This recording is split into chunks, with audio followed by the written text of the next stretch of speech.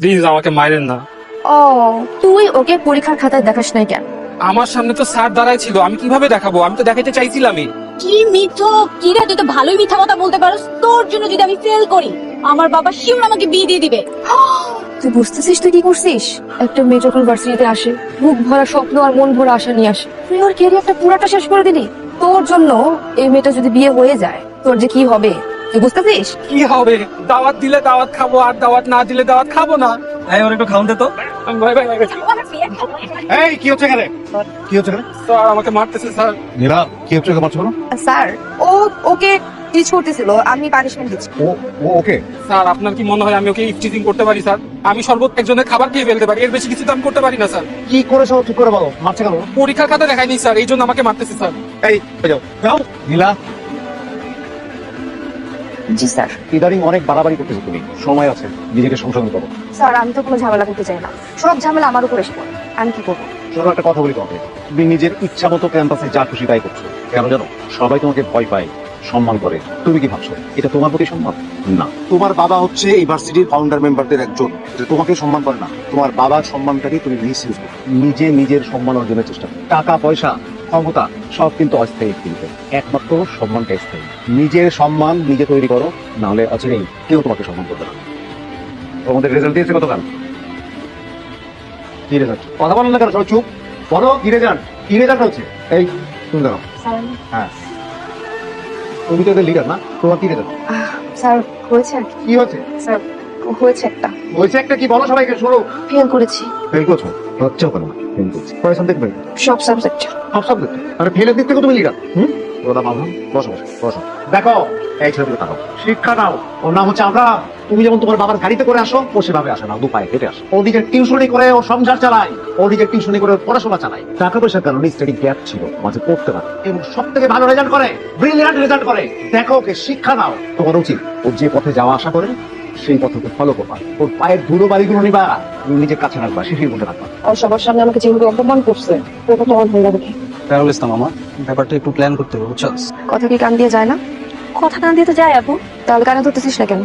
আপু কানটা না ধরি কি কয়? কি লাইন চলে? এসএমএস আদান প্রদান নাকি ভ্যালেন্টাইন ডে তে ঘুরতে লয়ে যাইব? কান ধর। আপু কানটা না ধরি দিমু কানের নিচে বাজামু।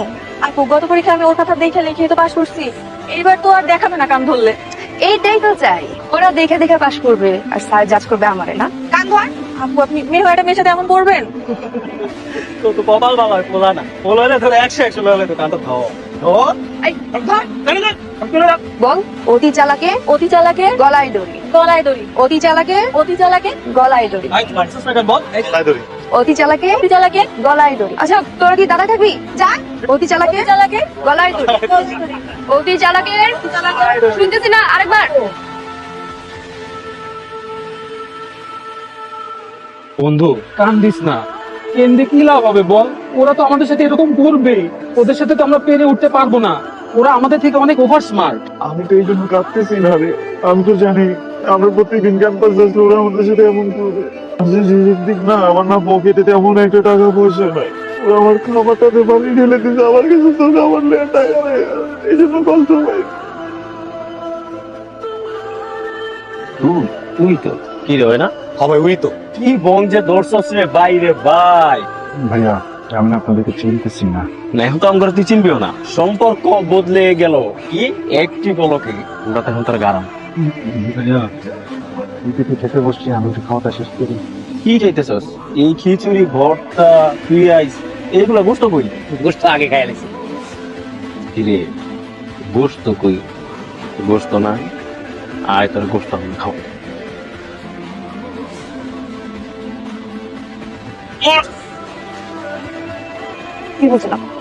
কি বলছিলাম তোদেরকে?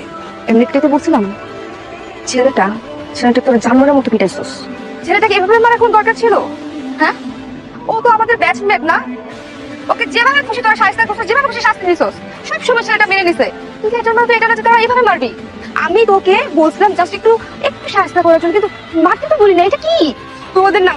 তোদের নামে আমি ডিপার্টমেন্ট হেডের কাছে কমপ্লেইন করব, বুঝছিস? দোস্ত আমরা তো এইভাবে মারতে বলি নাই, জাস্ট থ্রেট দিতে বলছি, বড় জোরে একটু কান টেনে দিতে বলছি। তুই এইভাবে তো মারতে বলি নাই। মানে কিভাবে কি হয়ে গেছে আমি নিজেই তো বুঝতে পারতেছি না দোস্ত। দোষ বেশি ব্যথা পাইছস?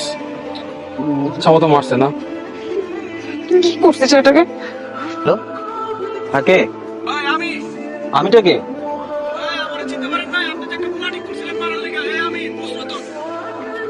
ধরুন আপনারা তো খুঁজতেছি, আপনি কই? এইভাবে কি কাউকে মারে? এইভাবে মারতে বলছি?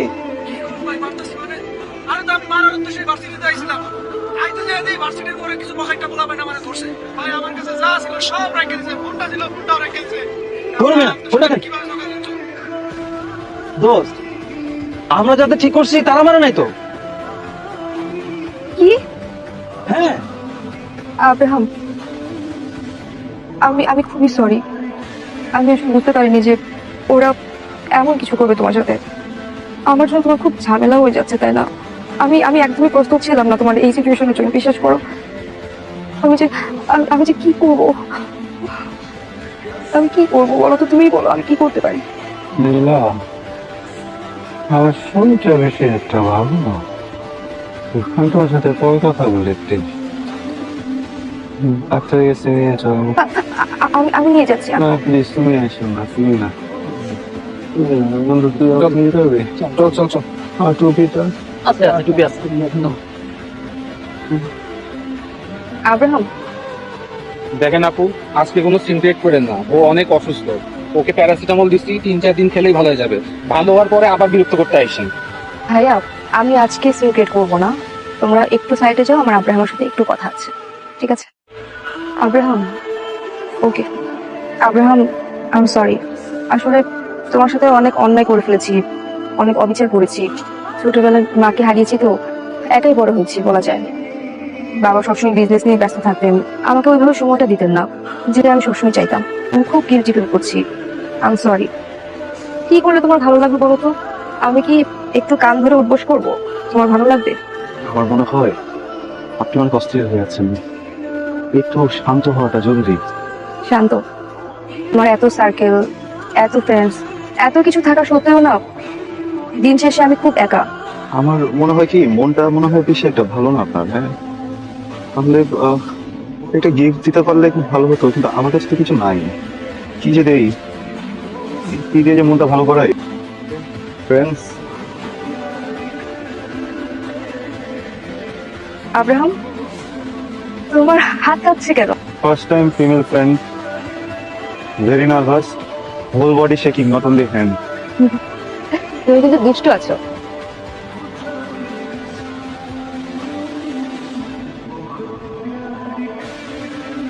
নীলা আব্রাহামটা নিয়ে একটু বেশি বাড়াবাড়ি করতেছে না? তা তো করছি। ব্যাপারটা আমার একদমই পছন্দ হইতেছে না, বুঝছস? তাহলে কি করবি? ওরে সাইডে নিয়ে গাড়াই দিই। আরে না, গাড়ানো যাবো না। আমি ওই একবার গাড়ি দিছিলাম, নীলা এসে আমার হাত সরাই দিছে। আবার দেখি পাশে ওরা যায় পানি খাওয়াই দেয়, চিপা যায়, একসাথে হাঁটে। আর আমি যদি কিছু করতে যাই তাহলে নীলা অনেক রিয়েক্ট করবে আমার সাথে। তাই করা যাবো না, ওর অন্য কিছু করতে হবে। এই কি অবস্থা তোমাদের? আমাকে কিছু করে নিয়ে আজকে। আমি বলছি তোমরা কিছু করছো? সরি আপু। আব্রাহামকে দেখছো? দেখো না? আচ্ছা বসো। পৃথিবীর প্রত্যেকটা মানুষের জীবনে অনেক ঘটনা থাকে, আর এই ঘটনাগুলা কাউরে না কাউরে কইতে হয়। না কইতে পারলে ঘটনাগুলো একসময় মানুষের গিলা খেতে থাকে, মানুষরে হিংস্র বানায় দেয়। কেউ পরিবারের কাছে কয়, কেউ বন্ধুর কাছে, কেউ প্রিয় মানুষের কাছে। কিন্তু আমার তো কেউ নাই, এই জন্য কথাগুলা ডায়েরিতে লিখলাম। আমি আব্রাহাম জীবনের অঙ্ক মিলাইতে গিয়ে অনেক সহজ জিনিসটা জটিল বানায় ফেলছি। বুঝে না বুঝে একটা সময় ড্রাগসের সাথে চলে যাই। সহজ টাকা আমার কাছে মনে হয়েছে পড়াশোনা করে কি হইব, চাকরি বাকরি দিয়ে তাই জানলাম এটাই তো ঠিক। কিন্তু আমার একটা দুর্বলতা হচ্ছে, একটা এতিমখানা। ওইটা আসলে আমার না, আমি নিজে ওইখানে বড় হয়েছি। ওই জায়গার পোলা বাইন্ডিরে দেখলে মনে হয় যে প্রত্যেকটা পোলা বাইনি আমি। ওরা যখন খায় মনে হয় আমি খাইতেছি, ওরা যখন পড়ে মনে হয় আমি পড়তেছি। পৃথিবীর সব শান্তি মনে হয় ওই এতিমখানাটার ভিতরেই। স্যারেরা ভাবছিলাম আমি বড় পড়ালেখা করাইছে, খাওয়াইছে, বড় করছে, কিন্তু স্যারের মুখে চুনখালি দিয়া দিছি। কিন্তু তারপর একটা কথা আমি রাখছি, এতিমখানাটা এখন আমি দেখাশোনা করি। তারা কেউ জানেই না আমার কাম কি। হঠাৎ কইরা আমার এতিমখানা থেকে কয়েকটা বাচ্চা পূরণ করতে এসেছিলেন জানোয়ার। কিছু বুঝে ওঠার আগে ওসমান গনির পোলাপান দিয়ে আমার তুলে নিল। এই ছবিটা দেখ, এই দেখ, ওরে লইয়া সোজা আমার কাছে এত তারপরে তোরে এবং তোরে তুমি সবাই আমি ছেড়ে দিও কি কাম জানেন কিডন্যাপ একটা মাইয়ারে অপহরণ করতে হবে। নানান ছলে গলে আইলাম, ছাত্র সাজলাম, নাটক করলাম, রূপ বদলাইলাম, কিন্তু তারপরেও কাম দ্রুত হইতেছিল না দেখা পোলাপাইন পাঠাইছিল আমরা মারতে। এই যে মটকাটা করব হইল আজকে যাইতেছি এই অবরে ভরুম, তারপর উঠাম ওই মাইয়ারে, তারপরে বুঝবো ওসমান গনি আমি কি জিনিস।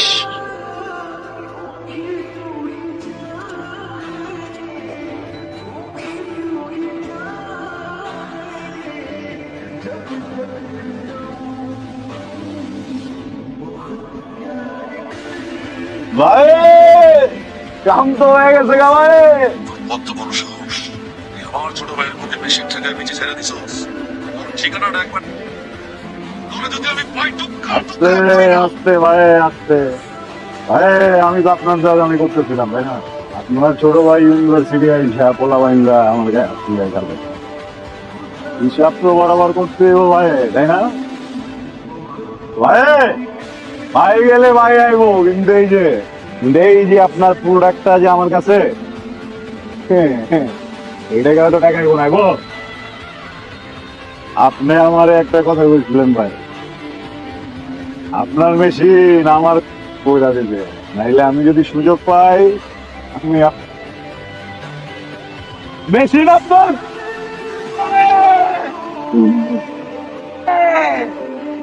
পারলে আমার